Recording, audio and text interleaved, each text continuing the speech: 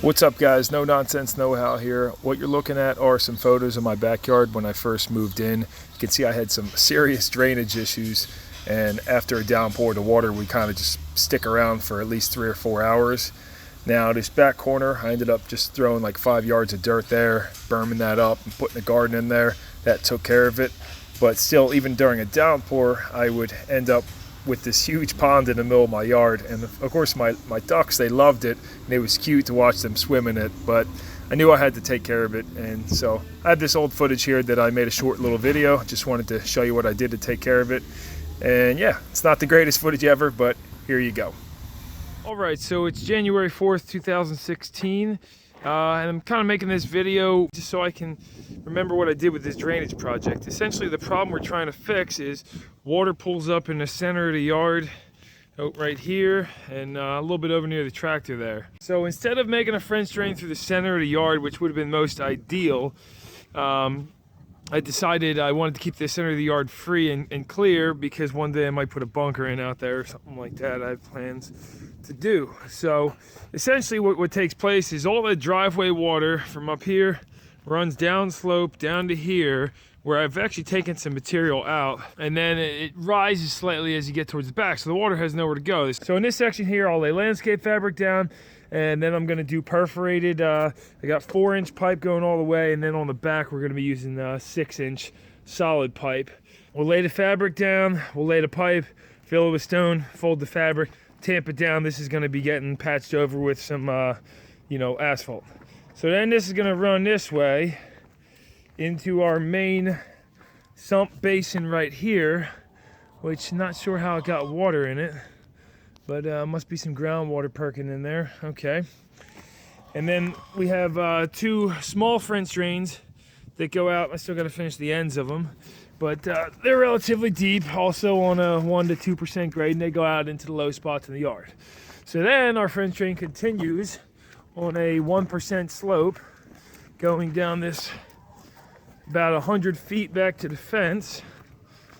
So we'll continue on down here and show you where we're going and get back to here, and we're going to drop another basin in here. I'm using 4-inch perforated for the majority of this channel here. However, I think around this dogwood tree and possibly those fruit trees, I'll probably leave the sections solid pipe, because again, I don't want these roots growing into the pipe. So essentially back here, what's going to take place, ground's all frozen right now, so I picked a terrible time of the year to do this, but I'm going to slope this back, kind of over slope it, the grade back into here, and I'll probably drop a storm drain here too, just because I'm kind of trying to do it a hybrid system, because I feel like when the ground's frozen with this crazy weather we've had, you get to have a crazy freeze and the ground's frozen solid, and then we get like 50-60 degrees and we get rain in December and stuff. And so if you have storm drains, you'll still have good flow and a way to clean them out, versus if you just have a French drain, the water may not have a way to get into there with the frozen ground. We decided to add conduit, so we started running it through the driveway, 1-inch conduit underneath the trench going that way, because I decided it's a good idea, since I'll never mess with this again, hopefully. Running the conduit through the top basin here. So here we are, February 3rd. It's raining pretty good right now, not super hard, but looks like it's working pretty well. So if you go over to this first storm drain here, oh yeah, we got water coming from the front pipe up here. Definitely taking advantage of that 4-inch pipe for sure. Come down, and oh yeah, we're flowing some good water, and it's barely raining. It's just past the drizzle right now. So you can imagine during a downpour, these storm drains are going to work very well. And that's flowing down to a natural creek, like storm basin down there. All right, storm system, downpour, monsoon, and we're flowing some big water. Oh yeah. Definitely need that 6-inch pipe. Pretty good downpour. This is how the system's working over here. So do a little grass work and such, but after a serious downpour, I used to have pooling all over the place. Now we can see dry everywhere. Still some water down in there, but that'll perk down into the drain. Over here, I used to get freaking 3-4 inches of water like crazy. Back here too, I'd have water all along the sides here. This drain right here, another low spot. So system works. Bees are coming out because the rain has stopped. And yeah, here we are 4 years later in 2020, and I gotta say I've been very happy with the way the system performs. I'm really glad I added these storm drains instead of just relying on a French drain, because I think it's very necessary to have those with my soil condition here. This clay soil. You can see my grass has suffered. I had really nice grass for a couple years there, and then I just kind of let it go, and the crabgrass has taken over because I'm always driving this boat and Kubota and everything else over this grass. So this back drain over here, this only gets used during a severe downpour. The front one, any kind of downpour, it's always getting used, but this back one here, rarely does it ever get to the point where this one's flown any water. The bees are still doing just as good as they were before. Take a little close up of them. It's getting toward the end of the day, so they're bunkering down for the day. You can see I never ended up redoing my driveway. I originally was just going to patch this and go over this with some asphalt, but I'm hoping to eventually rebuild the garage over here one day.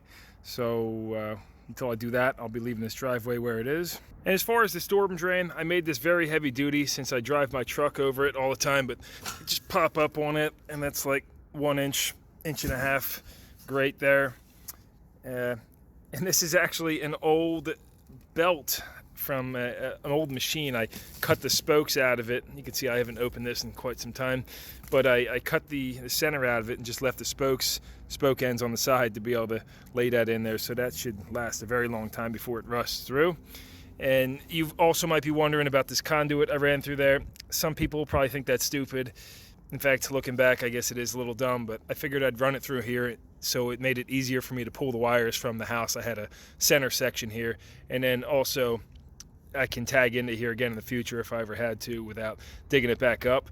Plus, I figured this stuff gets buried anyway underground, so I wasn't too worried about water getting inside of there. It's conduit with THHN wire inside of it. So anyway, that's that. And then on the bottom of here, I just threw this piece of fabric so that way the sediment and everything settles down below that. And then I actually haven't cleaned this out in 4 years, so I've never needed to. But that way there's not standing water in here where mosquitoes will go inside and create a home. So all the water perks down in between there. You got water coming in this pipe and this one. And my only regret is I wish I did a 6-inch instead of a 4-inch, because during a severe downpour, this 4-inch is actually at its maximum capacity and the water level will start to rise in here. So I think that pretty much wraps up the tour of what I did. Again, I'll just touch on it. A buddy of mine was saying, oh, you shouldn't put storm drains in because they're always a problem and you've got to clean them out. And he was saying just do a French drain. But with the way my soil is, I don't think that would have corrected my issue. In fact, during the downpour, before I had grass, I would still have tons of water pulling up over top where the French drain was, and it would take an hour or two before it went away. So that tells me French drain doesn't work that great, and having those the storm drains is much better. I apologize if I missed anything or if that shaky footage gave you a headache. You can see I'm rocking my quarantine hair. Really don't care because boat hair don't care, right? Because the bars aren't open or anything. So yeah, if you liked the video and you watched this far, consider giving it a thumbs up. Hopefully maybe it gave you a little bit of insight or some ideas to do your project. I didn't do that trench. I started doing it by hand, and then I rented a mini excavator from Home Depot to take care of that. That thing was a godsend, because doing it by hand would have just taken ages.